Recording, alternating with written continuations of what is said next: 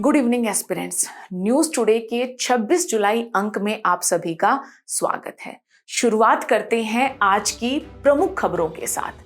आज की पहली प्रमुख खबर जुड़ी हुई है सूचना एवं प्रसारण मंत्रालय द्वारा अश्लील कंटेंट प्रस्तुत करने वाली 25 वेबसाइट्स को ब्लॉक करने के निर्देश से। साथ ही जो हमारी दूसरी प्रमुख खबर है वो भारत मालदीव राजनयिक संबंधों की 60वीं वर्षगांठ से जुड़ी हुई है। और जैसा कि हम जानते हैं, इस वर्षगांठ के अवसर पर भारतीय प्रधानमंत्री जी के द्वारा मालदीव की यात्रा की गई, तो यह मामला भी चर्चा में बना हुआ है। अगली खबर जुड़ी हुई है संसद में व्यवधान के चलते, है ना, ये खबर बनी है। साथ ही रीजनल रैपिड ट्रांजिट सिस्टम भी चर्चा में है। देश का पहला हाइड्रोजन संचालित कोच भी चर्चा में है। और अंतिम खबर जुड़ी हुई है छात्र आत्महत्याओं से निपटने के लिए सुप्रीम कोर्ट ने कुछ दिशा निर्देश जारी किए हैं, उन दिशा निर्देशों से, जिसके चलते छात्र आत्महत्या का मामला हमारे लिए महत्वपूर्ण हो जाता है। संक्षिप्त सुर्खियों की अगर बात की जाए तो राष्ट्रपति शासन, अटल पेंशन योजना, E3 देश, क्लाइमेट टिपिंग पॉइंट, माइक्रोराइजल कवर, क्रॉपिक, डोकलाम इत्यादि ये सारी संक्षिप्त सुर्खियां हैं जिनको भी आज के न्यूज टुडे के अंक में हम कवर करेंगे। तो चलिए बिना किसी विलंब के देखते हैं आज की पहली प्रमुख खबर। जैसा हमने सुर्खियों में देखा था कि आज की पहली जो प्रमुख खबर है वो जुड़ी हुई है सूचना एवं प्रसारण मंत्रालय के एक निर्देश से। निर्देश क्या है या आदेश क्या है? यह निर्देश अश्लील कंटेंट प्रस्तुत करने वाली 25 वेबसाइट्स को ब्लॉक करने से जुड़ा हुआ है। और इन वेबसाइट में जो है काफी प्रचलित तरह की वेबसाइट जैसे उलू, ALTT इत्यादि भी शामिल है, जिसके चलते अश्लील कंटेंट आखिर होता क्या है, अश्लील कंटेंट को लेकर भारत में क्या नियम व्यवस्थाएं कार्य कर रही हैं, ये सारे मुद्दे हैं जिनको जानना हमारे लिए महत्वपूर्ण हो जाता है। तो चलिए शुरुआत करते हैं और देखते हैं कि मंत्रालय ने जो निर्देश दिए, आखिर ये निर्देश किन अधिनियम या किन नियमों के तहत दिए गए हैं। तो सबसे पहले आता है हमारा सूचना प्रौद्योगिकी अधिनियम IT एक्ट 2000 तथा सूचना प्रौद्योगिकी जो हमारा मध्यवर्ती दिशा निर्देश डिजिटल मीडिया आचार संहिता नियम 2021 है।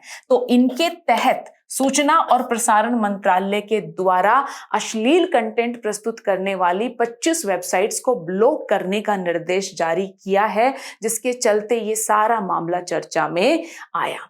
अब एक पहला और सबसे महत्वपूर्ण प्रश्न हमारे सामने ये है कि आखिर अश्लील कंटेंट कहा किसे जाता है। देखिए, ऐसा कंटेंट जो हर एक समाज की अपनी कुछ शिष्टता होती है, कुछ नैतिकता होती है, तो समाज की जो शिष्टता और नैतिकता के मानक है उनके अनुरूप ना हो, यानी ऐसा कंटेंट या ऐसी विषय सामग्री जो आपत्तिजनक हो, जिसे घृणित तौर पर देखा जाए और जो नैतिक रूप से अपमानजनक माना जाए, उस कंटेंट या उस विषय सामग्री को हम अश्लील कंटेंट की श्रेणी में रखते हैं।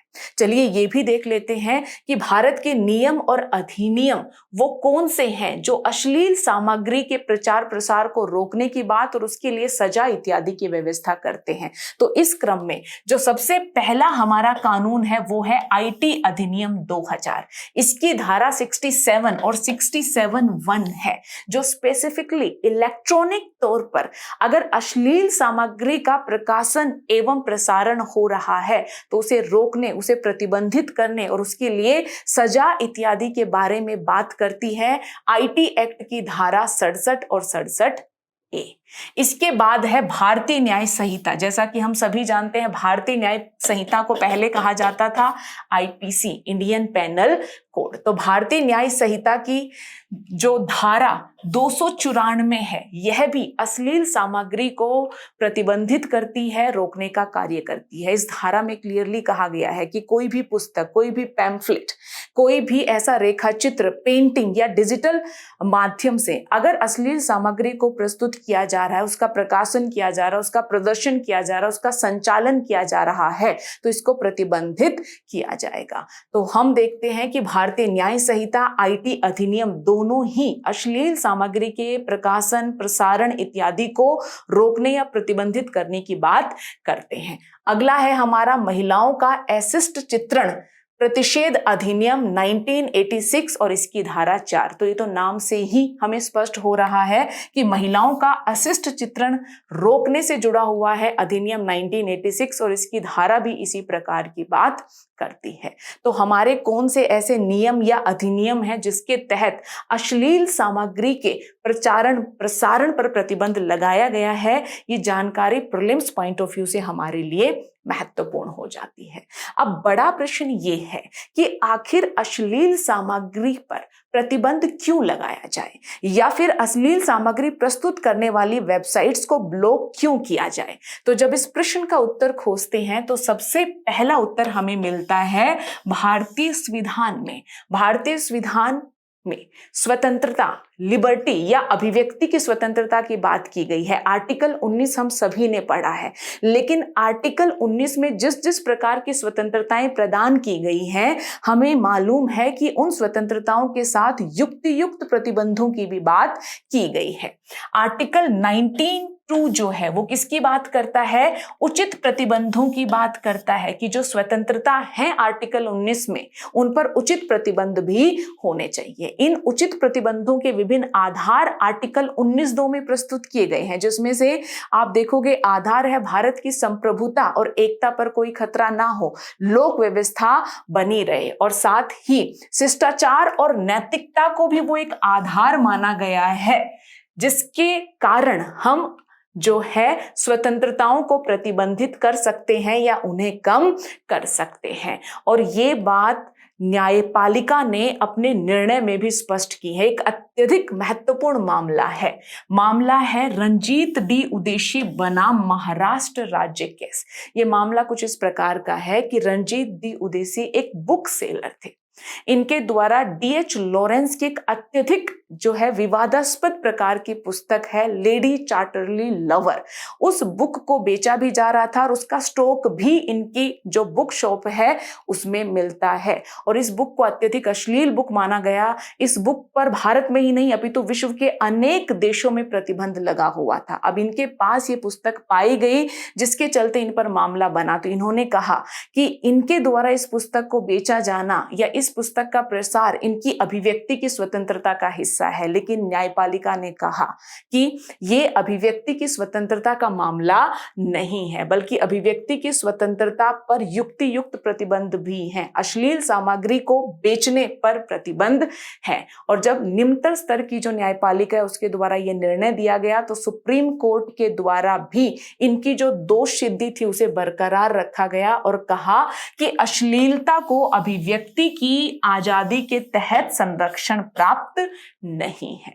तो हमारा जो संविधान है वो भी हमें ये इंसाइट देता है कि इस प्रकार की अश्लील सामग्री को रोका जा सकता है, और सुप्रीम कोर्ट का जो निर्णय रहा वो भी इसी प्रकार का रहा। साथ ही अगर हम अश्लील सामग्री के सामाजिक प्रभाव की बात करें तो भी हमें समझ में आता है कि इस प्रकार की सामग्री पर प्रतिबंध होना चाहिए, क्योंकि इससे महिलाओं एवं बच्चों की सुरक्षा प्रभावित होती है। कम उम्र में जब बच्चे अश्लील कंटेंट या सामग्री से एक्सपोज हो जाते हैं तो हम देखते हैं कि उनकी समाज को लेकर, रिश्तों को लेकर, एवं अपने आप को लेकर जो समझ है वो विकृत हो सकती है। महिलाओं को एक वस्तु, एक कमोडिटी के तौर पर प्रस्तुत किया जा रहा है, अर्थात लैंगिक असमानता एवं हिंसा को बढ़ावा मिल सकता है इस प्रकार की विषय सामग्री के प्रचार एवं प्रसार से। साथ ही इस प्रकार की विषय सामग्री हमारे नैतिक मूल्यों को भी प्रभावित करती है। तो नैतिक मूल्यों की रक्षा के लिए, संरक्षण के लिए भी इस प्रकार की सामग्री पर प्रतिबंध लगाया जा सकता है। अब यहाँ पर हम मिल की हार्म थ्योरी की बात कर सकते हैं। जॉन स्टुअर्ट मिल के बारे में सभी ने सुना होगा। उनकी एक पुस्तक है, उनका एक काम है ऑन लिबर्टी। इस ऑन लिबर्टी में उन्होंने हार्म थ्योरी की बात की है। उनका कहना है कि वैसे तो लिबर्टी पर किसी प्रकार का कोई प्रतिबंध नहीं होना चाहिए, लेकिन एकमात्र लेजिटिमेट आधार जिसके चलते हम लिबर्टी पर प्रतिबंध लगा सकते हैं वो ये है कि आपकी जो आजादी है, आपकी जो लिबर्टी है, आपकी जो स्वतंत्रता है, वो दूसरे की स्वतंत्रता या दूसरे के अधिकारों को बाधित ना करे। अगर वो उनके अधिकारों को, उनकी स्वतंत्रता को हार्म कर रही है तो इस आधार पर राज्य को यह अधिकार मिल जाता है कि वो लिबर्टी पर प्रतिबंध लगाए। तो ये था हमारा पहला न्यूज आर्टिकल। अश्लील सामग्री पर प्रतिबंध की बात है तो ये गवर्नेंस का भी हिस्सा हो जाता है, यानी जीएस पेपर 2 के पॉइंट ऑफ व्यू से भी जरूरी है, समाज पर भी इसका प्रभाव है। और यूपीएससी इंटरडिसिप्लिनरी अप्रोच की बात करती है तो सोसाइटी में भी इससे जुड़ा हुआ प्रश्न बनने की संभावना है। और साथ ही अश्लील सामग्री, इसके एथिकल कॉम्प्लिकेशन एथिक्स पेपर के लिए भी महत्वपूर्ण हो जाते हैं। और साथ ही इसमें जो हमारे एक्ट हैं, नियम हैं, ये सारी व्यवस्था प्रीलिम्स पॉइंट ऑफ व्यू से महत्वपूर्ण हो जाती है। तो जहां जिस परीक्षा के भाग के लिए जो जानकारी महत्वपूर्ण है उस पर ध्यान देकर इस आर्टिकल को अप्रोच करेंगे। ठीक है, चलिए अब आगे बढ़ते हैं और देखते हैं आज का दूसरा प्रमुख आर्टिकल। दूसरा प्रमुख आर्टिकल जुड़ा हुआ है भारत और मालदीव के राजनयिक संबंधों की 60वीं वर्षगांठ से। चर्चा में क्यों है? क्योंकि इस वर्षगांठ के अवसर पर भारत के प्रधानमंत्री के द्वारा मालदीव की यात्रा की गई। अब हमारे प्रधानमंत्री जी के द्वारा विभिन्न विभिन्न देशों की यात्रा की जाती है, लेकिन मालदीव की ये यात्रा अत्यधिक चर्चा का विषय इसलिए भी रही क्योंकि हम देखते हैं कि 2023 और उसके बाद भी मालदीव में इंडिया आउट जैसी कंपेनिंग चल रही थी, यानी कि भारत और मालदीव के जो संबंध हैं वो तनाव की स्थिति में थे। हम ये भी देखते हैं कि मालदीव के जो वर्तमान प्रेसिडेंट है मोहम्मद मेजू, उनके शासन में आने के पीछे भी जो एक प्रमुख कारण रहा वो इंडिया आउट कंपेनिंग रही। चाइना के साथ उनके संबंध काफी करीबी देखे जाते हैं। भारत और मालदीव के रिश्ते खराब होते हैं। हमने पढ़ा है कि मालदीव के तौर पर भारत को लेकर काफी, मालदीव के द्वारा भारत को लेकर काफी डिसरिस्पेक्टफुल प्रकार की टिप्पणियां भी की जाती हैं। भारत सरकार के द्वारा मालदीव के स्थान पर भारत के जो द्वीपीय क्षेत्र हैं उनके भ्रमण, उनके पर्यटन की भी जो है सुझाव या निवेदन भारतीय लोगों से किया जाता है। तो ये पूरा मामला चर्चा में रहा, जो बताता है कि भारत और मालदीव के संबंध काफी तनावपूर्ण चल रहे थे। ऐसे में भारतीय प्रधानमंत्री जी द्वारा मालदीव की यात्रा करना दोनों राष्ट्रों के संदर्भ में एक नई शुरुआत का इशारा कर रहे हैं, इसलिए ये विजिट इतना अधिक चर्चा में रही। चलिए, अगर हम मालदीव की अवस्थिति की बात करें तो इस मानचित्र में दिखाई दे रहा है हमें भारत, ये है लक्षद्वीप, मिनिकोय सबसे नीचे 8 डिग्री चैनल है और इसके नीचे हमें मालदीव की अवस्थिति दिखाई दे रही है। यहाँ पर है माले, जो मालदीव की राजधानी है। तो चूंकि मालदीव चर्चा में है तो मालदीव की अवस्थिति को जानना भी हमारे लिए महत्वपूर्ण हो जाता है। अब एक अगला बड़ा प्रश्न कि जब भारत के प्रधानमंत्री के द्वारा मालदीव की यात्रा की गई तो किन किन मामलों पर बात हुई, किस किस प्रकार के समझौते हुए, इस यात्रा के परिणाम क्या रहे, उनको जानना भी हमारे लिए जरूरी हो जाता है। तो चलिए जिन समझौतों पर हस्ताक्षर हुए उनकी बात करते हैं। मालदीव को 4,850 करोड़ रुपए की लाइन ऑफ क्रेडिट की सुविधा किसके द्वारा दी गई है? भारत के द्वारा दी गई है। ये लाइन ऑफ क्रेडिट टर्म बड़ा कंफ्यूज करती है। इसका भाव क्या है? देखिए, सामान्य लोन क्या है कि आपको एक अमाउंट लमसम प्रदान कर दी जाती है। लाइन ऑफ क्रेडिट क्या है कि आपको 4,850 करोड़ रुपए तक भारत से लेने की अनुमति मिल गई है, लेकिन इसमें यह आवश्यकता नहीं कि ये रुपए या ये धनराशि आप एक ही बार में प्राप्त करेंगे। आपको इतनी लिमिट प्रदान की गई है, जब आपको आवश्यकता महसूस हो उसके अनुरूप आप धनराशि ले सकते हैं। बिल्कुल ये व्यवस्था वैसे कार्य करती है जैसे क्रेडिट कार्ड की व्यवस्था काम करती है। क्रेडिट कार्ड आपको एक लिमिट देता है, उस लिमिट में रहते हुए जब आपकी जैसी आवश्यकता है उतनी धनराशि आप ले सकते हैं, पुनर्भुगतान कर सकते हैं। जितने आपने धनराशि लिया है या जितनी धनराशि का लाभ आपने प्राप्त किया उसी के अनुरूप आपको ब्याज का भुगतान करना पड़ता है। तो कई स्थान पर आपको ऋण ना लिखा दिखाई देकर लाइन ऑफ क्रेडिट दिखाई देगा, तो उसका भाव आपको समझ में आना चाहिए। तो सबसे पहला एक समझौता हस्ताक्षर हुआ है जिसके माध्यम से भारत ने मालदीव को 4,850 रुपए की जो है करोड़ रुपए की लाइन ऑफ क्रेडिट प्रदान की है। साथ ही भारत ने एक और रियायत मालदीव को दी है, और ये रियायत क्या है कि मालदीव द्वारा भारत को ऋणों का जो वार्षिक भुगतान किया जाता है वो भी कम किया जाएगा, वो भुगतान भी कम किया जाए, इस प्रकार की रियायत मालदीव को भारत के द्वारा प्रदान की गई है। साथ ही मालदीव में यूपीआई यूनिफाइड पेमेंट इंटरफेस शुरू करने के लिए भी एक समझौता किया है। आपको याद होगा न्यूज टुडे के ही जो विगत अंक रहे उसमें हमने देखा कि NPCI national payment corporation of India जो है उनकी इंटरनेशनल कंपनी लिमिटेड है, वो भारत से बाहर यूपीआई के प्रचार प्रसार और रुपए के प्रचार प्रसार का मामला देखती है।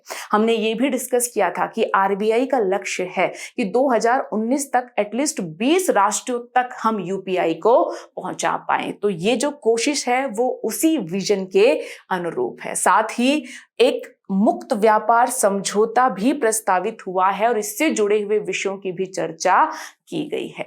तो हम देखते हैं कि जो समझौते हस्ताक्षर हुए उसमें है लाइन ऑफ क्रेडिट से जुड़ा हुआ समझौता, ऋण भुगतान का दायित्व है उसे कम करना, यूपीआई और फ्री ट्रेड एग्रीमेंट के जो विषय हैं उन पर भी चर्चा की गई है। साथ ही कुछ समझौता ज्ञापन का भी आदान प्रदान किया गया। ये समझौता ज्ञापन क्या है? आपसी समन्वय, आपसी सहयोग, आपसी विश्वास बहाली का एक तरीका है। इनमें कोई फॉर्मल एग्रीमेंट नहीं होता, लेकिन हाँ ये समझौते ज्ञापन औपचारिक समझौतों की तरफ बढ़ने में मदद जरूर करते हैं। किस किस विषय को लेकर इस प्रकार के MOU हुए हैं? मत्स्य पालन, जलीय कृषि, डिजिटल पब्लिक इंफ्रास्ट्रक्चर, मौसम विज्ञान, यूपीआई और भारतीय फार्माकोपिया। ये फार्माकोपिया कुछ और नहीं, अगर भारतीय फार्माकोपिया टर्म है तो इसका मतलब है वो बुक जो भारत में फार्मा सेक्टर से जुड़े हुए मानकों की बात करती है कि हमारे यहाँ जो भी फार्मास्यूटिकल प्रोडक्ट्स हों उनके क्या स्टैंडर्ड होने चाहिए, किन मानकों को फॉलो किया जाएगा। तो इन मामलों में MOU हुआ है। साथ ही खुद उद्घाटन और कुछ हस्तांतरण भी हुए हैं, जैसे कि कुल्लू हमाले में 3,300 सामाजिक आवास इकाइयां और अद्दू शहर में सड़क एवं जल निकास प्रणाली परियोजना का उद्घाटन किया गया है। साथ ही स्वास्थ्य क्षेत्र में 2 आरोग्य मैत्री हेल्थ क्यूब भीष्म सेट सौंपे गए हैं। भीष्म क्या है? भारत हेल्थ इनिशिएटिव फॉर सहयोग, हित और मैत्री, ये इसकी पूरी फुल फॉर्म है। ये जो भीष्म सेट्स हैं ये कुछ और नहीं बल्कि पोर्टेबल और जो मॉड्यूलर हमारे हॉस्पिटल्स हैं उस प्रकार का एक ये सेटअप होता है, जिन्हें बाय एयर बाय लैंड एक स्थान से दूसरे स्थान तक पोर्ट किया जा सकता है। जब भी किसी स्थान पर कोई आपदा की स्थिति हो जिसमें तात्कालिक राहत की आवश्यकता हो, इन हॉस्पिटल यूनिट्स को वहां पर आसानी से स्टेबल किया जा सकता है। तो ये पोर्टेबल हॉस्पिटल यूनिट्स हैं। तो इस प्रकार के 2 सेट भी जो है सौंपे गए हैं। तो इस प्रकार के समझौते या परिणाम हमें इस यात्रा के देखने को मिलते हैं। अब एक बड़ा प्रश्न कि आखिर मालदीव भारत के लिए महत्वपूर्ण क्यों है? क्योंकि पड़ोसी है और भारत की तो नीति ही है नेबर फर्स्ट। साथ ही महासागर एक विजन है। महासागर विजन का जो फुल फॉर्म है या जो पूरा भाव है वो क्या है? Mutual and holistic advancement of security and growth for all. तो जब हम इस प्रकार की म्यूचुअल एंड होलिस्टिक एडवांसमेंट की बात करते हैं, जब हम सिक्योरिटी और ग्रोथ फॉर ऑल की बात करते हैं, तो उसमें हमारे पड़ोसी राष्ट्र भी आते हैं। सामरिक महत्व भी है। हम सब मालदीव की लोकेशन से भलीभांति परिचित हैं। हम देखते हैं कि पश्चिमी हिंद महासागर में हमें अदन की खाड़ी, होमरुज जलडमरू देखने को मिलता है और साथ ही पूर्वी हिंद महासागर में क्या देखने को मिलता है? हमें मलक्का जलडमरू। तो इनके बीच स्थित है मालदीव। इतना ही नहीं, जो विश्व के प्रमुख वाणिज्यिक समुद्री संचार मार्ग हैं, आप देखोगे कि जो सी रूट्स हैं, प्रमुख वाणिज्यिक समुद्री संचार मार्ग है, ये कुछ और नहीं बल्कि विश्व के प्रमुख जो सी रूट्स हैं, मैरीटाइम रूट्स हैं, उनको वाणिज्य समुद्री संचार मार्ग के नाम से जाना जाता है। तो मालदीव की अवस्थिति ये जो समुद्री संचार मार्ग हैं इनके काफी नजदीक है। भारत का 50% से अधिक विदेश व्यापार और 80% ऊर्जा आयात इन्हीं समुद्री मार्गों से होकर गुजरता है, जिनकी अवस्थिति मालदीव के काफी निकट है। साथ ही सुरक्षा, आतंकवाद और समुद्री क्षेत्र की शांति के लिए भी मालदीव के साथ भारत का सहयोग महत्वपूर्ण है। जैसे मालदीव हिंद महासागर क्षेत्र में चीन की महत्वाकांक्षी स्ट्रिंग ऑफ पर्ल्स पॉलिसी यानी चारों तरफ से भारत को घेरने की जो नीति है उसे निष्प्रभावी करने में महत्वपूर्ण भूमिका निभा सकता है। साथ ही कोलंबो सिक्योरिटी कॉन्क्लेव ये एक भागीदारी है, ये एक क्षेत्रीय सुरक्षा भागीदारी है जिसका उद्देश्य हिंद महासागरीय क्षेत्र में सुरक्षा को बढ़ाना है। इस भागीदारी में शुरुआत में 3 भागीदार थे जिसमें एक भारत, दूसरा श्रीलंका और तीसरा मालदीव था। बाद में हम देखते हैं कि मॉरिशस भी इसका हिस्सा बन जाता है और बांग्लादेश और सेशल्स को इसमें ऑब्जर्वर का दर्जा मिला हुआ है। तो चाहे हम हिंद महासागर की सुरक्षा के दृष्टिकोण से बात करें, चाहे हम चीन की स्ट्रिंग ऑफ पर्ल्स नीति यानी भारत घेरने की नीति को निष्प्रभावी करने के दृष्टिकोण से बात करें, चाहे पड़ोसी राष्ट्रों के साथ बेहतर संबंधों की बात करें, चाहे हम प्रमुख जो समुद्री रूट्स हैं उनके पॉइंट ऑफ व्यू से बात करें,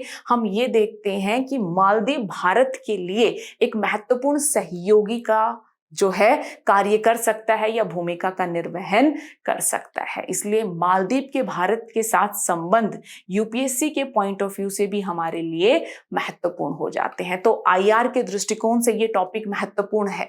साथ ही भारत और मालदीव के बीच किस किस प्रकार के समझौते हुए हैं, इन समझौतों से जुड़ी हुई जानकारी प्रारंभिक परीक्षा में भी पूछी जा सकती है। क्लियर है?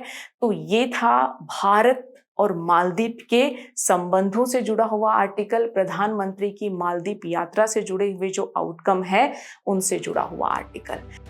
अब हम देखते हैं अगला आर्टिकल जो संसद में व्यवधान से जुड़ा हुआ है।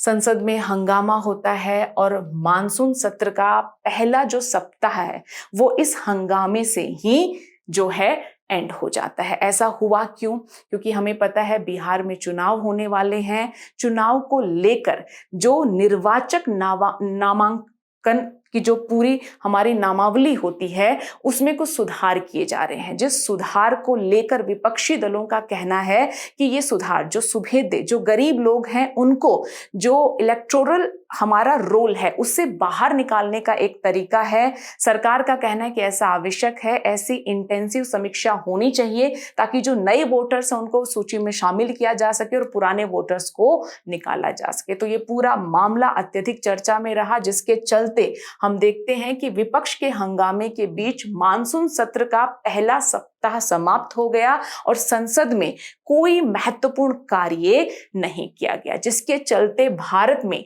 संसद का जो प्रदर्शन है वो फिर से चर्चा में आ गया। हमें पता है कि अभी हमारी जो लोकसभा है वो 18वीं लोकसभा है। अगर 17वीं लोकसभा यानी 17वीं या 17 जो लोकसभा है उसके प्रदर्शन की बात की जाए तो आंकड़े हमारे सामने कुछ इस प्रकार से आते हैं कि लोकसभा ने अपने निर्धारित समय का 88% में ही कार्य किया, जबकि राज्यसभा ने अपने निर्धारित समय का 73% ही कार्य किया। अगर हम सीटिंग डेज की बात करें तो जब भारत में पहली संसद थी तब सीटिंग डेज रहे थे लगभग 135 या रफली हम कह सकते हैं कि स्वतंत्रता के शुरुआती 2 दशकों तक संसद की जो बैठक के दिन हुआ करते थे प्रतिवर्ष वो 120 से 140 हुआ करते थे। लेकिन आज के समय की बात करें या पिछली कुछ संसदों के प्रदर्शन की बात की जाए या संसद में जो सदन है उनके प्रदर्शन की बात की जाए तो यह संख्या घटकर 60 से 70 दिन रह गई है। इतना ही नहीं, अगर 17वीं लोकसभा के बारे में कुछ और आंकड़ों की बात की जाए तो 20% से भी कम बिल ऐसे रहे जिन्हें स्थायी समितियों को सौंपा गया। साथ ही 35% के आसपास बिल ऐसे रहे जिनको इंट्रोड्यूस करने के 1 घंटे के भीतर ही पारित कर दिया गया। यानी जो संसद में व्यवधान की स्थिति है या कार्य प्रणाली है ये हमारे लिए परीक्षा के दृष्टिकोण से महत्वपूर्ण हो जाती है। अब एक बड़ा प्रश्न ये है कि जिस व्यवधान की हम बात कर रहे हैं या जिस प्रकार के व्यवधानों की हम बात कर रहे हैं, आखिर उन व्यवधानों के पीछे कारण क्या है? तो कुछ कारण तो बड़े सरल हैं कि विपक्षी दल जनता के बीच अपने विचारों को ज्यादा से ज्यादा प्रचारित प्रसारित करना चाहते हैं और इसलिए वो ये जो सत्र हैं इनका इस्तेमाल करते हैं। साथ ही राजनीतिक दलों की संख्या में वृद्धि हो रही है, बहस का समय सीमित है, जो असूचीबद्ध या अनलिस्टेड मामले उनको उठा दिया जाता है और सत्र की जो या संसद का जो सत्र चल रहा है उसकी कार्यप्रणाली बाधित हो जाती है। कई बार जो विवादास्पद क्षेत्रीय या राष्ट्रीय मुद्दे होते हैं उन पर ध्यान आकर्षित करने के लिए उनको भी बीच में उठा दिया जाता है, जिसके चलते जो कार्य व्यवस्था है वो बाधित हो जाती है। इसका एक और कारण है कि भारत में दल बदल विरोधी कानून जो है सांसदों को पार्टी व्हिप का पालन करने के लिए बाध्य करता है। व्हिप हम सब जानते हैं कि एक ऐसा उपकरण, एक ऐसा टूल है जिससे जो पार्टी है वो अपनी विचारधारा या अपने अनुरूप अपने जो एमपीज हैं, जो सदस्य हैं, उनको वोट करने के लिए कहती है। अब कई बार हो सकता है एक पर्टिकुलर जो सांसद है वो पार्टी के उस विचार से सहमत ना हो, लेकिन उसे भी जो विरोध है या जो हंगामा है उसका हिस्सा बनना पड़ता है, जिसके चलते बड़े स्तर पर बायकॉट और संसद की जो कार्यप्रणाली है वो बाधित हो जाती है। तो ऐसे अनेक कारण हैं जिसके चलते कार्य में व्यवधान होता है। लेकिन अब एक बड़ा प्रश्न है कि क्या ये व्यवधान किसी प्रकार का कोई संकट पैदा नहीं कर रहा? तो उत्तर है नहीं, अनेक समस्याएं हैं। क्यों? क्योंकि इससे सबसे पहले तो लोकतांत्रिक जवाबदेहिता कमजोर हो जाती है। संसद में जो निर्वाचित सदस्य हैं, जो नेता हैं, वो बिल्कुल सवाल पूछ सकते हैं, लेकिन व्यवधान से जो लोकतांत्रिक प्रक्रिया है, जो प्रमुख कार्य है सांसदों का, नियम कानून बनाना, उन पर विचार करना, वही कहीं ना कहीं बाधित हो जाता है। अगर मौद्रिक लागत की बात की जाए तो संसद चलाने की लागत 2.5 लाख रुपए प्रति मिनट है, यानी 1 मिनट भी अगर व्यर्थ हो रहा है तो उसकी कीमत 2.5 लाख के बराबर। आप सोचिए कितने दिन हंगामे में व्यर्थ हो जाते हैं और कुछ रचनात्मक और प्रगतिशील नहीं हो पाता। संसद में जब इस प्रकार के व्यवधान होते हैं, सांसदों का जो है अनैतिक प्रकार का आचरण लोगों के सामने आता है, तो जनता में विश्वास की कमी भी देखने को मिलती है। तो ये सारी समस्याएं हमें देखने को मिलती हैं। तो अब हम उपाय क्या कर सकते हैं? विपक्ष के लिए समय सुनिश्चित किया जा सकता है, जैसे कि ब्रिटिश व्यवस्था में हमें देखने को मिलता है। ब्रिटिश संसद विपक्ष द्वारा एजेंडा तय करने के लिए प्रत्येक वर्ष 20 दिन का समय निर्धारित करती है ताकि विपक्ष को भी अवसर मिले। नैतिक समितियों को मजबूत किया जा सकता है ताकि सदस्यों के बीच जवाबदेहिता को सुनिश्चित किया जाए और साथ ही वार्षिक संसदीय कैलेंडर बनाया जाए कि कितनी बैठकें होंगी, है ना। इन सारी चीजों को वर्ष के आरंभ में ही घोषित कर दिया जाए, लेकिन हाँ, इसमें लचीलापन जरूर रखा जा सकता है। अब यहाँ पर यह जानना जरूरी होगा कि हमारा आखिर ऐसा संविधान का कौन सा आर्टिकल है जो संसद के सत्र की बात करता है। तो आर्टिकल है हमारा 85, जो बात करता है कि राष्ट्रपति जो है संसद के सत्र को समन करेगा, यानी आह्वान करेगा और आवश्यकता पड़ने पर उसका स्त्रावसान या उसको जो है स्थगन भी करेगा। साथ ही यही आर्टिकल बताता है कि संसद के लोकसभा के 2 सत्रों के बीच 6 माह से अधिक का अंतराल नहीं होना चाहिए। सिर्फ इतनी व्यवस्था भारतीय संविधान में स्पष्ट की गई है। इसके अलावा कितने दिन होंगे जब संसद के सदस्य मिलेंगे, कितने सत्र होंगे, इस बारे में कोई व्यवस्था स्पष्ट नहीं है। हम सभी लोग जानते हैं कि भारत में जो है सबसे पहले हमारा होता है बजट सत्र, उसके बाद हमारा होता है मानसून सत्र और तीसरा सत्र होता है जिसे हम शीतकाल सत्र के नाम से जानते हैं। लेकिन ये व्यवस्था परंपरागत तौर पर चली आ रही है। भारतीय संविधान इसके बारे में कुछ भी स्पष्ट नहीं करता। तो हम क्या कर सकते हैं कि एक वार्षिक संसदीय कैलेंडर बना सकते हैं ताकि संसदीय कार्य दक्षता और निष्पादकता को बढ़ाया जा सके। तो संसदीय कार्य प्रणाली प्रभाविता जो है जीएस पेपर 2 के पॉइंट ऑफ व्यू से काफी महत्वपूर्ण हो जाता है और मुख्य परीक्षा में यहां से प्रश्न बनने की संभावना भी रहती है। तो इस पॉइंट ऑफ व्यू से इस आर्टिकल को अप्रोच करना है। आगे बढ़ते हैं और देखते हैं आज की चौथी प्रमुख खबर। ये खबर है रीजनल रैपिड ट्रांजिट सिस्टम के बारे में। एक्चुअली संसद की स्थायी समिति ने रीजनल रैपिड ट्रांजिट सिस्टम पर एक रिपोर्ट जारी की है।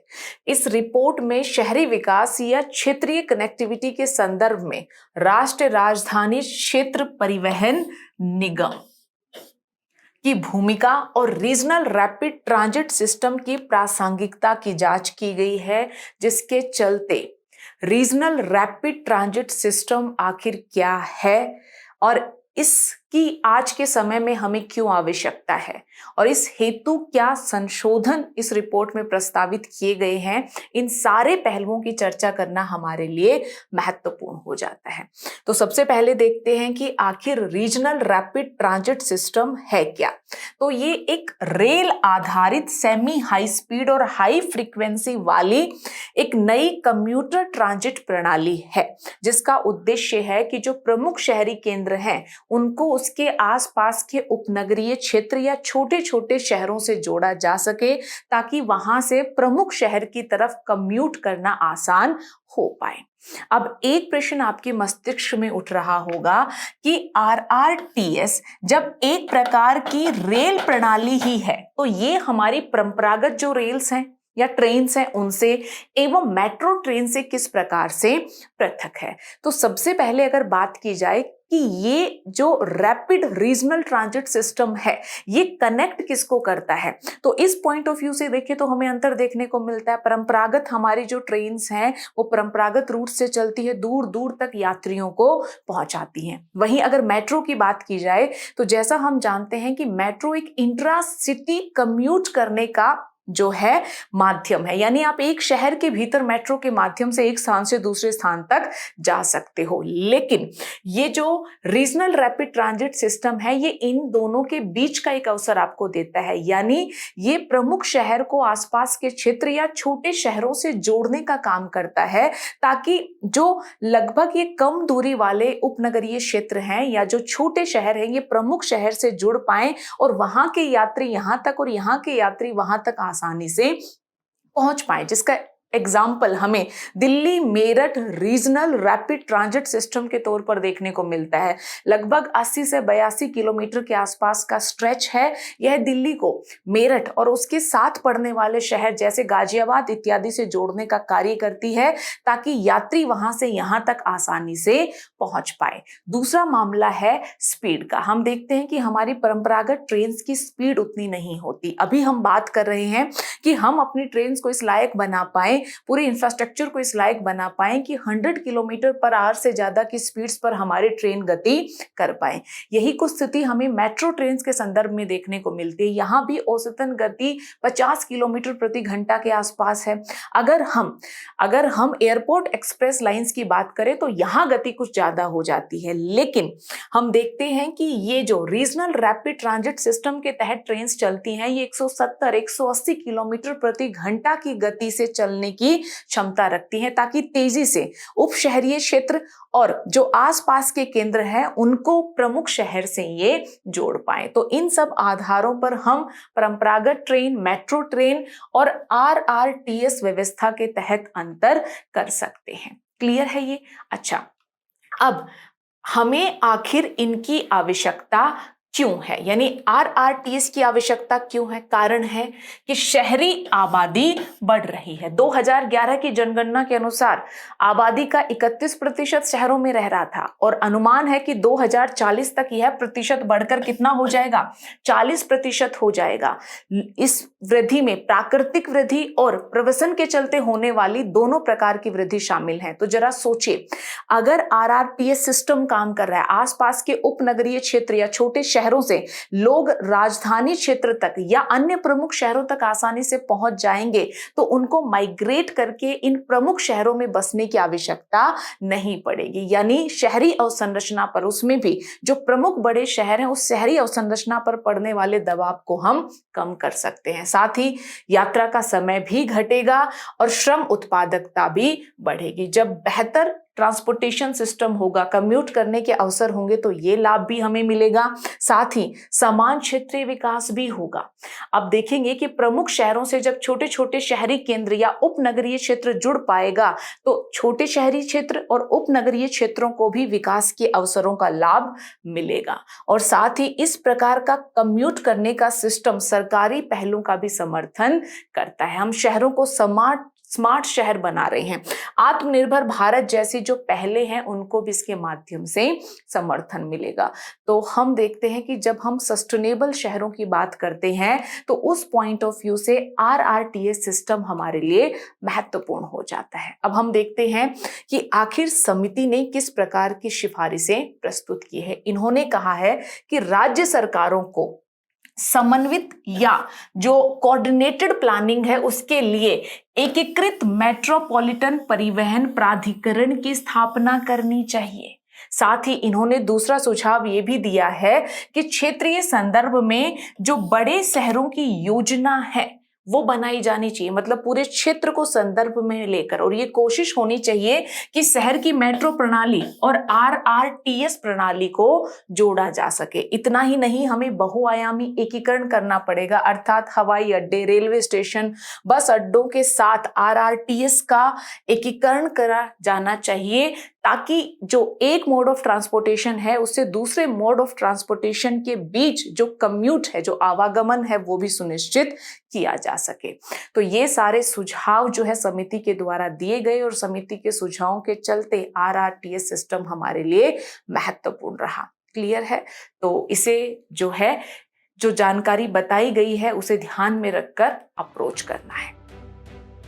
अगले न्यूज आर्टिकल की बात की जाए तो यह जुड़ा हुआ है देश का जो पहला हाइड्रोजन संचालित कोच है उसका परीक्षण किया गया ICT के द्वारा, यानी इंटीग्रल जो हमारी कोच फैक्ट्री तमिलनाडु चेन्नई में अवस्थित है उसके द्वारा हाइड्रोजन संचालित कोच का परीक्षण किया गया, जिसके चलते ये पूरा न्यूज आर्टिकल चर्चा में रहा है। इंटीग्रल कोच फैक्ट्री के बारे में जो है इतना जानना जरूरी है कि ये रेलवे की प्रमुख उत्पादन इकाई के तौर पर कार्य करती है।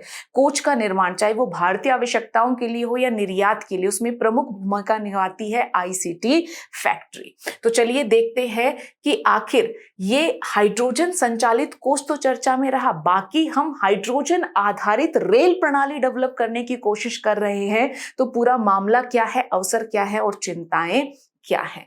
भारतीय रेलवे ने, ध्यान रहे, हाइड्रोजन फॉर हेरिटेज पहल 2023 के तहत विरासत स्थलों और पहाड़ी मार्गों पर 35 हाइड्रोजन संचालित ट्रेनों के परिचालन की योजना बनाई। इसी व्यापक योजना के हिस्से के तौर पर हम हाइड्रोजन कोच को डेवलप कर रहे हैं। तो बेसिकली हमारी एक स्कीम है हाइड्रोजन फॉर हेरिटेज, यानी जो हमारे हेरिटेज प्लेसेस हैं जब हम उनको लिंक करें, है ना, तो जब हम उनको लिंक करें या जो हेरिटेज प्लेसेस को जोड़ने वाली ट्रेन्स हैं उनको हम हाइड्रोजन ट्रेन्स बनाएं या हाइड्रोजन संचालित ट्रेन्स बनाएं, और 35 ऐसी ट्रेन्स को संचालित करने का जो है या परिचालन करने की योजना बनाई गई, जिसके चलते हम हाइड्रोजन कोच डेवलप कर रहे हैं। इसलिए पूरा न्यूज आर्टिकल चर्चा में है। हेरिटेज ट्रेन्स क्या होती हैं? जो हेरिटेज स्थानों को जोड़ने का काम करती हैं, जैसे दार्जिलिंग हिमालय ट्रेन, ठीक है, जैसे आपको कालका शिमला, ये सब सुना है, ये सब क्या है? ये हेरिटेज प्लेसेस को जोड़ने में महत्वपूर्ण भूमिका निभाती हैं। अब हाइड्रोजन संचालित जो ट्रेन है वो 1200 हॉर्स पावर क्षमता के इंजन से लेस होती है और रेल परिवहन के लिए विकसित दुनिया की सबसे शक्तिशाली हाइड्रोजन प्रणोदन प्रणाली होगी। तो ये जानना महत्वपूर्ण है और यह भारत के राष्ट्रीय हाइड्रोजन मिशन की दिशा में भी एक महत्वपूर्ण उपलब्धि होगी। अब एक बड़ा प्रश्न ये कि आखिर हम क्यों परंपरागत ईंधन को छोड़कर हाइड्रोजन को अपनाने की बात कर रहे हैं? क्यों? क्योंकि हाइड्रोजन को अपनाने के अपने लाभ होते हैं। सबसे पहला लाभ कि ग्रीन हाइड्रोजन में बैटरी की तुलना में उच्च ऊर्जा घनत्व होता है, साथ ही इसकी बड़ी मात्रा को बेहतर तरीके से भंडारित और परिवहन किया जा सकता है। साथ ही हाइड्रोजन ईंधन शैल आधारित जो ट्रेन्स हैं उनसे प्रत्यक्ष तौर पर ग्रीन हाउस गैसेस का उत्सर्जन नहीं होता, केवल जलवाष्प उत्सर्जित होता है, यानी क्लाइमेट चेंज के प्रभावों को कम करने में भी ये महत्वपूर्ण भूमिका निभा सकती है। यहाँ पर एक आंकड़ा दिया हुआ है, एक अगर डीजल आधारित ट्रेन को हम हाइड्रोजन इंजन ट्रेन से रिप्लेस करते हैं तो उससे कितना पर्यावरणीय लाभ हो सकता है? 400 कारों द्वारा वार्षिक तौर पर जितना CO2 का उत्सर्जन होता है उसके बराबर CO2 की कटौती संभव है। यानी 400 कार एक साल में जितना CO2 का उत्सर्जन कर रही हैं उतना उत्सर्जन हम कम कर सकते हैं। कैसे? एक डीजल आधारित इंजन ट्रेन को हाइड्रोजन इंजन ट्रेन से रिप्लेस करके। तो एनवायरनमेंट के पॉइंट ऑफ व्यू से ये ज्यादा बेहतर विकल्प है। और साथ ही ग्रीन हाइड्रोजन उत्पादन में कम अवसंरचना की आवश्यकता है और हाइड्रोजन आधारित जो ट्रेन्स होंगी वो मौजूदा रेलवे पटरियों पर चलने में भी सक्षम है। तो हमें अपने बेसिक इंफ्रास्ट्रक्चर में किसी प्रकार के बदलाव की आवश्यकता नहीं है। लेकिन क्या कोई चिंता नहीं है? तो सबसे बड़ी चिंता है कि ग्रीन हाइड्रोजन का जिस प्रकार से हम वर्तमान में उत्पादन कर रहे हैं वही सबसे बड़ी चिंता है। हम वास्तव में ग्रीन हाइड्रोजन का या देश में उत्पादित अधिकांश हाइड्रोजन का उत्पादन कैसे हो रहा है? स्टीम मीथेन रिफॉर्मिंग यानी ग्रे हाइड्रोजन जिसे कहा जाता है के जरिए होता है। ये क्या है? स्टीम मीथेन रिफॉर्मिंग एक प्रकार का केमिकल रिएक्शन प्रक्रिया है जिसे उच्च तापमान 700 डिग्री सेल्सियस से 1000 डिग्री सेल्सियस के बीच तापमान में ये प्रक्रिया संपादित होती है। इस केमिकल रिएक्शन में स्टीम और मीथेन को जो है रिएक्ट करवाया जाता है और इस प्रक्रिया में हाइड्रोजन, कार्बन मोनोऑक्साइड और कार्बन डाइऑक्साइड का उत्सर्जन होता है। फिर से जो कार्बन मोनोऑक्साइड बना है उसे फिर से स्टीम के साथ रिएक्ट करवाया जाता है, केमिकल रिएक्शन होता है और फिर से हम देखते हैं कि कार्बन डाइऑक्साइड और हाइड्रोजन का उत्पादन होता है। यानी इस प्रक्रिया में हाइड्रोजन का तो उत्पादन हो रहा है लेकिन इसके साथ साथ कार्बन डाइऑक्साइड का भी उत्पादन हो रहा है। तो जिस तरह से या जिस प्रक्रिया से हम देश में हाइड्रोजन का उत्पादन कर रहे हैं उसकी अपनी सीमाएं हैं। साथ ही नवीकरणीय ऊर्जा स्रोतों से ग्रीन हाइड्रोजन का उत्पादन करने के लिए जिस प्रकार का इलेक्ट्रोलाइजर संयंत्र चाहिए वह क्षमता भी भारत के पास नहीं है। साथ ही अवसंरचना की कमी है। भारतीय रेलवे को अपने लोकोमोटिव्स में हाइड्रोजन के निर्बाध एकीकरण के लिए जिस प्रकार के सपोर्टिव इंफ्रास्ट्रक्चर की आवश्यकता है ये सपोर्टिव इंफ्रास्ट्रक्चर भी हमारे यहाँ उपलब्ध नहीं है। साथ ही क्या मांग में निश्चितता है? रेलवे का कोई क्लियर रोड मैप नहीं है कि आने वाले समय में रेलवे संचालन हेतु हाइड्रोजन के इस्तेमाल की क्या रूपरेखा रहेगी। तो जब हमारे पास कोई क्लियर रोड मैप नहीं है तो हाइड्रोजन ईंधन के रूप में हम उसे अपनाएंगे, उसे डेवलप करेंगे, इसकी जो संभावनाएं हैं वो भी बाधित हो जाती हैं। तो ये सारी चुनौतियां हमें देखने को मिलती हैं। अब बात ये भी है कि आखिर हम इनका समाधान कैसे करें। तो पायलट प्रोजेक्ट्स को हम ज्यादा से ज्यादा चलाएं। हम इस प्रैक्टिकलिटी का परीक्षण करें। किस प्रैक्टिकलिटी का? कि हाइड्रोजन को एक ईंधन के तौर पर रेल्स में कैसे इस्तेमाल किया जाए। साथ ही हम आपूर्ति श्रृंखला भी बनाते रहें जिसमें भंडारण, परिवहन, ईंधन भरना इत्यादि जो है क्षमता हम चयनित मार्गों पर डेवलप करें, ये भी जरूरी है। साथ ही कम आवर्ती और दूर मार्ग वाले जो ट्रेन्स हैं उनमें हम हाइड्रोजन को ईंधन के तौर पर इस्तेमाल कर सकते हैं। साथ ही विभिन्न मंत्रालय, विभिन्न जो है उपक्रमों के बीच सहयोग भी आवश्यक है। तो इन सारे कदमों के माध्यम से हम हाइड्रोजन को ईंधन के तौर पर रेल में इस्तेमाल कर सकते हैं या इस्तेमाल को बढ़ावा दे सकते हैं। तो ये था पूरा आर्टिकल जो जुड़ा हुआ है ग्रीन हाइड्रोजन से और रेलवे में हाइड्रोजन के ईंधन के तौर पर इस्तेमाल से। तो ये पूरा ही आर्टिकल मेंस में भी पूछा जा सकता है और साथ ही प्रीलिम्स में भी किस प्रकार के गवर्नमेंट इनिशिएटिव्स हैं यहां से प्रश्न पूछे जाने की संभावना बनती है। आगे बढ़ते हैं और देखते हैं आज का अंतिम प्रमुख न्यूज आर्टिकल। यह जुड़ा हुआ है सुप्रीम कोर्ट के दिशा निर्देश से। सुप्रीम कोर्ट ने छात्र आत्महत्याओं से निपटने के लिए कुछ दिशा निर्देश दिए हैं। मामला क्या है? एक केस है सुखदेव साहा बनाम आंध्र प्रदेश राज्य मामला। इस मामले में निर्णय देते हुए सुप्रीम कोर्ट ने जो है कहा कि युवा और उसमें भी प्रमुखतः जो छात्र आत्महत्या कर रहे हैं वो हमारी सिस्टमैटिक फेलियर को दिखाता है। तो इस व्यवस्था को रोकने के लिए यानी छात्रों की आत्महत्या को रोकने के लिए कुछ कदम जरूरी हैं। उन्हीं कदमों को दिशा निर्देश के तौर पर सुप्रीम कोर्ट के द्वारा प्रस्तुत किया गया है। सुप्रीम कोर्ट ने कहा है इसको सभी शैक्षणिक संस्थान जिसमें स्कूल, कोचिंग संस्थान सभी शामिल हो जाते हैं, उनके लिए ये दिशा निर्देश जारी किए हैं। और ये दिशा निर्देश किन आर्टिकल से पावर लेते हुए किए हैं? आर्टिकल 32। आर्टिकल 32 क्या कहता है कि आपके अधिकारों का हनन हो रहा है तो आप न्यायपालिका का दरवाजा खटखटा सकते हैं, और न्यायपालिका को अगर ऐसा लगता है तो न्यायपालिका दिशा निर्देश जारी कर सकती है। आर्टिकल 141 ये क्या कहता है कि सुप्रीम कोर्ट के द्वारा जो निर्णय दिया जाए, किसी भी मामले में जो व्याख्या प्रस्तुत की जाए, उसके निम्न स्तर की जो न्यायपालिकाएं हैं उनको उस व्याख्या को मानना पड़ेगा। तो इन जो अनुच्छेद हैं इनके तहत 15 अंतरिम दिशा निर्देश सर्वोच्च न्यायालय के द्वारा प्रस्तुत किए गए हैं। दिशा निर्देशों का उद्देश्य है कि छात्रों में जो आत्महत्या की प्रवृत्तियां हैं या जो घटनाएं बढ़ रही हैं उन्हें रोका जा सके। अब इस बात की पुष्टि एनसीआरबी के आंकड़ा भी कर रहा है। 2022 में 13,000 से अधिक छात्रों ने आत्महत्या की और ये कुल आत्महत्याओं का लगभग 7.6% है। और इनमें से 2200 के आसपास जो छात्र हैं उन्होंने तो सीधे तौर पर परीक्षा में असफल होने के कारण आत्महत्या की है। अर्थात भारत में छात्र आत्महत्या जैसे मुद्दे पर गंभीरता से विचार करने की आवश्यकता है। इसी हेतु ये दिशा निर्देश आए हैं।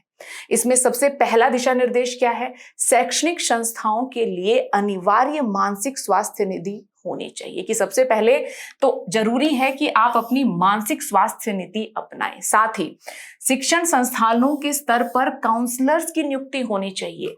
100 या अधिक छात्रों वाले जो संस्थान हैं उनके लिए कम से कम एक क्वालिटी काउंसलर होना अनिवार्य है। साथ ही परफॉर्मेंस, पब्लिक शेमिंग या कठिन शैक्षणिक लक्ष्य बनाकर कई बार शिक्षण संस्थान क्या करते हैं कि विद्यार्थियों को अलग अलग सेक्शंस में डिवाइड कर देते हैं। एक सेक्शन जिसमें अच्छे बच्चे, दूसरे सेक्शन जिसमें उतना अच्छा प्रदर्शन ना करने वाले बच्चे। सुप्रीम कोर्ट ने कहा है कि इस प्रकार से बच्चों को अलग करने की प्रथा या रणनीति उचित नहीं है, इस पर प्रतिबंध लगना चाहिए। साथ ही जब छात्रों को किसी प्रकार की मदद की आवश्यकता है तो हेल्पलाइन नंबर भी प्रदर्शित होना चाहिए ताकि वो मदद की आवश्यकता पड़ने पर मदद प्राप्त कर पाएं। जो भी कर्मचारी हैं उनका वर्ष में 2 बार प्रशिक्षण होना चाहिए। किस मामले में?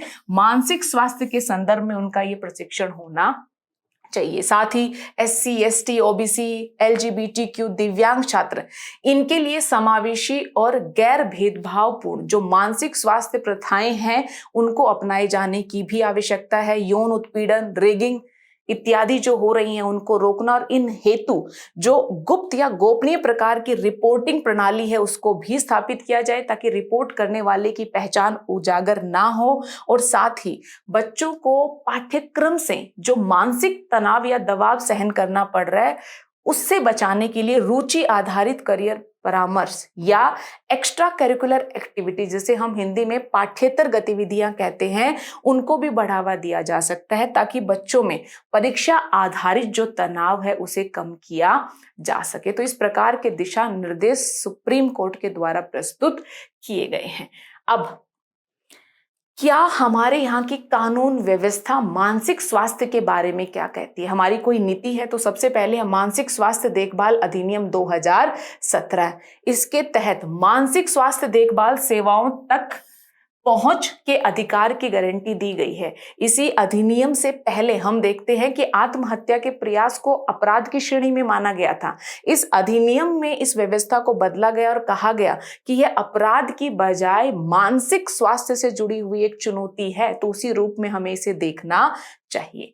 जो दिव्यांग जन अधिकार अधिनियम 2016 है उसमें दिव्यांग की परिभाषा का विस्तार किया गया और मानसिक बीमारी को भी इसमें शामिल किया गया है। तो कानूनी तौर पर भी हमने काफी सारी कोशिशें की है, और जहां आर्टिकल 21 जो जीवन के अधिकार की बात करता है उसकी व्याख्या हम करते हैं, वहां भी हम स्वस्थ जीवन के अधिकार में मानसिक स्वास्थ्य की बात करते हैं। और यह जो है न्यायपालिका द्वारा भी शत्रुघ्न चौहान बनाम भारत संघ केस में क्लियर किया गया।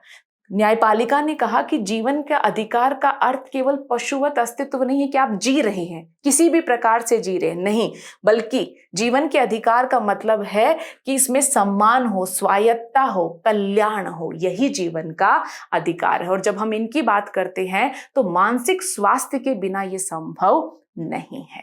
तो ये पूरा आर्टिकल सुप्रीम कोर्ट के दिशा निर्देशों पर आधारित है और इन दिशा निर्देशों के चलते मानसिक स्वास्थ्य का मुद्दा हमारे लिए महत्वपूर्ण हो जाता है और साथ ही छात्रों में आत्महत्या की जो वारदातें हैं या जो घटनाक्रम है वो भी बढ़े, तो यह मुद्दा भी हमारे लिए महत्वपूर्ण हो जाता है। तो शासन प्रशासन नियम प्रक्रिया से जुड़ा तो जीएस पेपर 2 का भी हिस्सा है। अच्छा, स्टूडेंट सुसाइड समाज से जुड़ा हुआ है ना, तो वहां पर भी इंटरडिसिप्लिनरी अप्रोच के आधार पर कोई प्रश्न पूछा जा सकता है। साथ ही हम देखते हैं कि एथिक्स पॉइंट ऑफ व्यू से भी ये टॉपिक हमारे लिए महत्वपूर्ण है। तो ये टॉपिक मेंस के इन सारे पेपर्स के पॉइंट ऑफ व्यू से आपको अप्रोच करना है। साथ ही जो लीगल प्रोविजन है वो प्रीलिम्स में भी आपसे पूछे जा सकते हैं। तो इन जो भागों को प्रीलिम्स पॉइंट ऑफ व्यू से भी देखने की कोशिश करनी है। ये थी आज की हमारी प्रमुख खबरें। अब आगे बढ़ते हैं और देखते हैं संक्षिप्त सुर्खियों को। संक्षिप्त सुर्खियों में सबसे पहली जो सुर्खी है वो जुड़ी हुई है राष्ट्रपति शासन से। मणिपुर में राष्ट्रपति शासन को अगले 6 माह के लिए बढ़ा दिया गया, जिसके चलते राष्ट्रपति शासन चर्चा में रहा है। चलिए सबसे पहले देखते हैं कि राष्ट्रपति शासन की जो व्यवस्था है वो किसमें की गई है। हमारे भाग 18 में जो आपातकालीन प्रावधान आर्टिकल 352 से 360 तक हैं, उनमें राष्ट्रपति शासन की व्यवस्था की गई है। अब भारत में किन आधारों पर राष्ट्रपति शासन लगाया जा सकता है, तो इसकी बात की गई है एक अनुच्छेद 356 में और दूसरा अनुच्छेद 365 में। अनुच्छेद 356 क्या कहता है, सबसे पहले वह जानते हैं। अगर संवैधानिक तंत्र का विफल होना कारण है तो अनुच्छेद 356 के तहत राज्यों में राष्ट्रपति शासन आरोपित किया जा सकता है। यदि राष्ट्रपति को राज्यपाल से जो रिपोर्ट प्राप्त होती है उससे या स्वयं से इस बात का आभास हो जाए कि राज्य का जो व्यवस्था है वो संविधान के प्रावधानों के अनुरूप नहीं चल रही, तो राष्ट्रपति शासन लगा सकते हैं। साथ ही यदि संघ के दिशा निर्देशों का पालन राज्यों के द्वारा नहीं किया जा रहा, जैसा कि आर्टिकल 365 में बताया गया है, तो भी राष्ट्रपति के द्वारा राज्य में राष्ट्रपति शासन लगाया जा सकता है। अगर बात की जाए राष्ट्रपति शासन की अवधि की, तो शुरुआत में इसे 6 माह के लिए लगाया जाता है और उसके बाद 6 माह की समय अवधि के लिए 3 साल तक संसद के अनुमोदन के पश्चात इसे बढ़ाया जा सकता है। तो राष्ट्रपति शासन चूंकि चर्चा में है, तो प्रीलिम्स में इसकी व्यवस्था आधारित प्रश्न पूछे जाने की संभावना बनती है। आगे बढ़ते हैं और देखते हैं आज की दूसरी संक्षिप्त सुर्खी जो जुड़ी हुई है अटल पेंशन योजना से। ये पेंशन योजना नई नहीं है, अपितु चर्चा में इसलिए है कि इस योजना ने 8 करोड़ से ज्यादा कुल नामांकन के महत्वपूर्ण लक्ष्य को हासिल कर लिया है। तो अब हम जान लेते हैं कि आखिर अटल पेंशन योजना की क्या महत्वपूर्ण विशेषताएं हैं। सबसे पहले ये जो योजना है किसके लिए है, असंगठित कार्यबल के लिए है, ताकि जब वो कार्य करने की उम्र से परे जाए, यानी जब वो वृद्धावस्था में जाए या फिर दीर्घायु से जुड़े हुए जो जोखिम हो, उनके समाधान के लिए उनके पास धन संसाधन रहे। पात्रता क्या है, 18 से 40 वर्ष की आयु के सभी बैंक खाता धारक जो आयकर दाता नहीं है वो इस योजना का लाभ उठा सकते हैं। वृद्धावस्था में इस योजना के तहत क्या लाभ मिलेगा, तो 60 साल की आयु के बाद जीवन भर हर महीने 1000 से 5000 रुपए तक की गारंटेड पेंशन मिलेगी। और यह योजना किस मंत्रालय के तहत है, वित्त मंत्रालय के तहत है। और इस योजना को जो है लागू करने वाली एजेंसी कौन सी है, pension fund regulatory and development authority जो है वो इस योजना को लागू करेगी। तो अटल पेंशन योजना चर्चा में रही, इसकी की फीचर्स को जान लेना प्रीलिम्स पॉइंट ऑफ व्यू से महत्वपूर्ण है। अगला न्यूज आर्टिकल जुड़ा हुआ है E3 देशों से। हुआ क्या कि हाल ही में अमेरिका और ईरान परमाणु वार्ता में गतिरोध की जो स्थिति बनी हुई है, इसी स्थिति के बीच E3 देशों ने ईरान को स्नैपबैक प्रतिबंध लगाने की चेतावनी दी है, जिससे 2 बातें जानना जरूरी हो जाता है। एक तो ये स्नैपबैक प्रतिबंध आखिर है क्या, और दूसरा E3 देश आखिर कौन से देश हैं? तो सबसे पहले जानते हैं कि E3 देश आखिर कौन से देश हैं। देखिए, ये 3 देशों का एक अनौपचारिक समूह है जिसमें यूके, फ्रांस और जर्मनी शामिल है। अनौपचारिक क्यों कहा? क्योंकि इसका कोई औपचारिक रूप नहीं है। ये समूह अस्तित्व में आता है 2003 में, जब अमेरिका द्वारा ईरान पर किए गया जो है हमला, उसके बाद इनके द्वारा पहली बैठक होती है और यह समूह अस्तित्व में आता है। यह समूह एक त्रिपक्षीय रणनीति तैयार करता है और इस रणनीति का उद्देश्य था कि ईरान द्वारा उत्पन्न हो रहे परमाणु खतरे को रोकना। तो ये 3 देश हैं जिन्हें E3 कहा गया। इन देशों ने ईरान को स्नैपबैक प्रतिबंधों की चेतावनी दी है। अब स्नैपबैक प्रतिबंध कौन से प्रतिबंध है? जैसा कि हम सभी जानते हैं 2015 में ईरान के और जो है कुछ राष्ट्र, जिसमें आप देखोगे जिन्हें P5+1 के नाम से जाना जाता है, इन राष्ट्रों के बीच एक समझौता होता है जिसे joint comprehension plan of action के नाम से, जिसे ईरान परमाणु डील के नाम से भी जाना जाता है। इस डील में ईरान को जो है ये कहा जाता है कि आप एक लेवल तक यूरेनियम को एनरिच करोगे, उससे ज्यादा नहीं करोगे, और जो भी आपके परमाणु स्थल हैं वहां पर आप IAEA यानी इंटरनेशनल एटॉमिक एनर्जी एजेंसी को एक्सेस दोगे ताकि वो जान पाए कि आपके यहाँ जो परमाणु एनरिचमेंट हो रहा है, यूरेनियम जो एनरिचमेंट हो रहा है, वो नागरिक उद्देश्यों के लिए है, डिफेंस उद्देश्यों के लिए नहीं है। इसी समझौते में ये कहा गया कि अगर ईरान इन प्रावधानों का अनुसरण नहीं उल्लंघन करता है तो इसके खिलाफ प्रतिबंध लगाए जा सकते हैं। उन्हीं प्रतिबंधों को स्नैपबैक प्रतिबंध का नाम दिया गया। अब E3 कंट्रीज यही कह रहे हैं कि अगर ईरान ऐसा करता है तो उस पर स्नैपबैक प्रतिबंध लगाए जा सकते हैं। तो E3 देश कौन से हैं, स्नैपबैक प्रतिबंध क्या हैं, और जो joint comprehension plan of action या ईरान परमाणु डील जो है वो क्या है, इस बारे में जानना परीक्षा दृष्टिकोण से महत्वपूर्ण हो जाता है।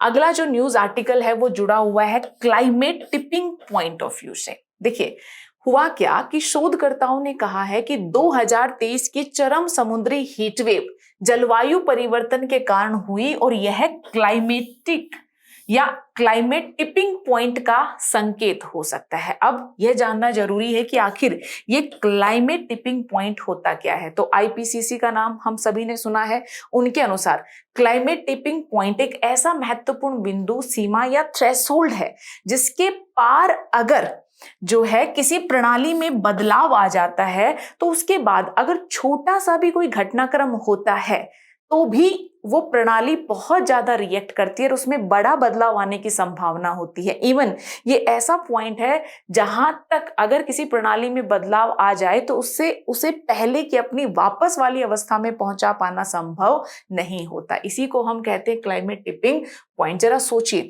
कि आपने आइस सीट पर इतना नुकसान कर दिया कि अगर अब हम प्रवृत्ति को बदले भी तो वो सीमा आ चुकी, उसके बाद अगर हम कुछ और नकारात्मक प्रभाव ना छोड़ें तो भी उन्हें उनकी वापस वाली स्थिति में लाना संभव नहीं होता। इसी को क्लाइमेट टिपिंग पॉइंट के नाम से जाना जाता है। अब IPCC ने कई क्लाइमेट टिपिंग पॉइंट्स की पहचान की है, जैसे ग्रीनलैंड आइस सीट, अटलांटिक परिसंचरण, अमेजन के वर्षावन, एंटार्क्टिक आइस सीट्स इत्यादि को जो नुकसान हुआ है, जिस सीमा तक क्षति पहुंची है, IPCC का कहना है कि क्लाइमेट टिपिंग पॉइंट है।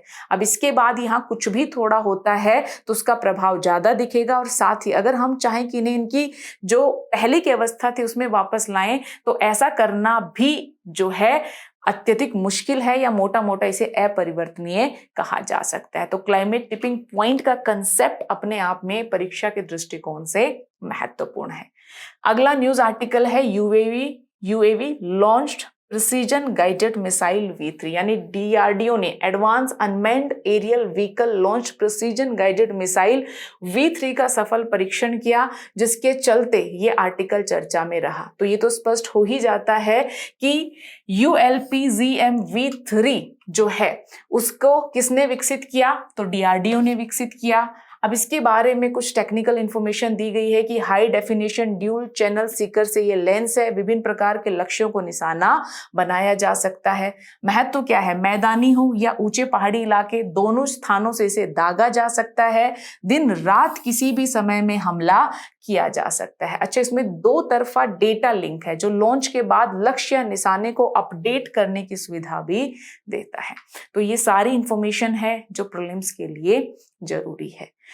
अगली जो संक्षिप्त सुर्खी है वो है माइकोराइजल कवक के बारे में। इस कवक के बारे में आपने पढ़ा होगा कि यह जो कवक है ये पादपों की प्रमुख प्रजातियों के साथ सहजीवी के तौर पर रहता है।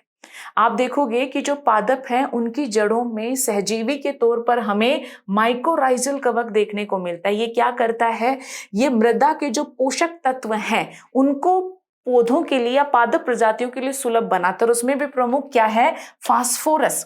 यह पौधों को मिट्टी से फास्फोरस जैसे पोषक तत्वों को अवशोषित करने में मदद करता है और साथ ही कार्बन प्रतिकरण में भी इसकी भूमिका है। किस प्रकार से, क्योंकि पौधों की जड़ों द्वारा छोड़े गए कार्बन डाइऑक्साइड का ये उपयोग करते हैं। तो हम देखते हैं कि पादप प्रजातियां और माइकोराइजल कवक के बीच सहजीवी संबंध हमें देखने को मिलता है। अब बात यह है कि आखिर ये चर्चा में क्यों है। हाल ही में SPUN यानी society for the protection of underground networks के द्वारा प्रकाशित अंडरग्राउंड एटलस में कहा गया है कि माइकोराइजल कवक को संरक्षण की आवश्यकता है। इसमें बताया गया है कि 90% से अधिक माइकोराइजल कवक जो है कि हॉटस्पॉट संरक्षित क्षेत्रों के बाहर हैं, यानी ये संरक्षित क्षेत्रों में नहीं पाए जा रहे। 90% से ज्यादा जो इनके नेटवर्क्स हैं संरक्षित क्षेत्रों से बाहर हैं। और चूंकि पादपों के साथ इनका सहजीवी संबंध है, पादपों के विकास और पोषण जो है पोषक तत्व अवशोषण में इनकी भूमिका महत्वपूर्ण है, तो इनका संरक्षण भी महत्वपूर्ण हो जाता है, इसलिए ये चर्चा में रहे। अगला न्यूज आर्टिकल जुड़ा हुआ है क्रॉपिंग या क्रॉपिक से। ये क्या है? क्रॉपिंग की फुल फॉर्म या पूरा अर्थ है फसलों की रियल टाइम अवलोकन और फोटो का संग्रह। ये बेसिकली किस प्रकार का इनिशिएटिव है जिसमें किसानों के द्वारा अपनी जो फसलें हैं उनकी वर्ष में 4 से 5 बार कुछ फोटोग्राफ्स ली जाती हैं। इन फोटोग्राफ्स को जो है वेबसाइट या ऐप पर डाल दिया जाता है AI के माध्यम से, है ना। AI आधारित जो क्लाउड प्लेटफॉर्म है उसका उपयोग किया जाता है और उसके माध्यम से इन फोटोज का विश्लेषण किया जाता है। इससे 2 बातें समझ में आती हैं, क्या फसलों का स्वास्थ्य सही है, और दूसरा प्रधानमंत्री फसल बीमा योजना के बारे में सभी ने सुना है। यह योजना जो है फसलों को बीमित करने के मामले में एक महत्वपूर्ण योजना है। अब इस योजना के तहत अगर किसानों को कोई नुकसान हुआ है तो उसका असेसमेंट भी होना चाहिए, जो हमारे लिए एक प्रमुख समस्या रही है, जिसके चलते किसानों के नुकसान का जो क्लेम है वो सेटल नहीं हो पाता। तो ये किसान जो ये फोटो डाल रहे हैं, AI आधारित जो उनका विश्लेषण होगा उससे एक तो पता चलेगा कि फसलों का स्वास्थ्य किस प्रकार का है और फसलों में किस प्रकार के नुकसान या लॉस की स्थिति है, ताकि प्रधानमंत्री फसल बीमा योजना के तहत जो क्लेम सेटलमेंट का मामला है वो सरल बन पाए। तो इसी को लेकर डेडिकेटेड है क्रॉपिक, है ना। तो इसके बारे में कुछ महत्वपूर्ण इंफॉर्मेशन कि यह प्रधानमंत्री फसल बीमा योजना के अंतर्गत कृषि मंत्रालय द्वारा लॉन्च किया गया क्या है क्रॉपिक, एक मोबाइल ऐप है। जैसा मैंने अभी बताया, फसल चक्र के दौरान 4 से 5 बार फसलों की जियो टैग की गई तस्वीरें लेना, AI आधारित इन फसलों का फिर विश्लेषण होना, है ना। और इसका वित्त पोषण कौन करेगा? प्रधानमंत्री फसल बीमा योजना के तहत नवाचार एवं प्रौद्योगिकी कोष के माध्यम से इसका वित्त पोषण किया जाएगा। इसका उद्देश्य प्रमुख है। उद्देश्य क्या है?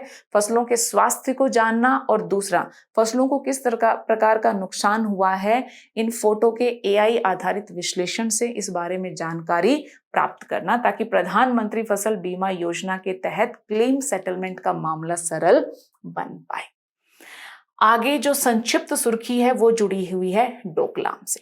डोकलाम का नाम तो काफी बार चर्चा में रहा है। अब चर्चा में इसलिए है क्योंकि भारत चीन गतिरोध के 8 साल बाद सरकार ने यह निर्णय लिया है कि वह डोकलाम को, है ना, और चोला को बैटलफील्ड टूरिज्म के लिए खोलेंगे। इससे पहले नाथुला को भी बैटलफील्ड टूरिज्म के लिए खोला जा चुका। बैटलफील्ड टूरिज्म क्या है? जिन स्थानों पर बैटल हुए हैं, जिनका कल्चर या हेरिटेज युद्ध के मामले में महत्व है, उन स्थानों को दर्शकों के लिए, टूरिस्ट के लिए खोलना ही क्या कहलाता है? Battlefield tourism. आज के समय में ये देखा जा रहा है कि लोगों में बैटलफील्ड टूरिज्म को लेकर काफी उत्सुकता है, तो हम ज्यादा से ज्यादा स्थानों को बैटलफील्ड टूरिज्म के लिए खोल रहे हैं। अब इसी के साथ डोकलाम के बारे में कुछ जानकारी प्राप्त करना महत्वपूर्ण हो जाता है।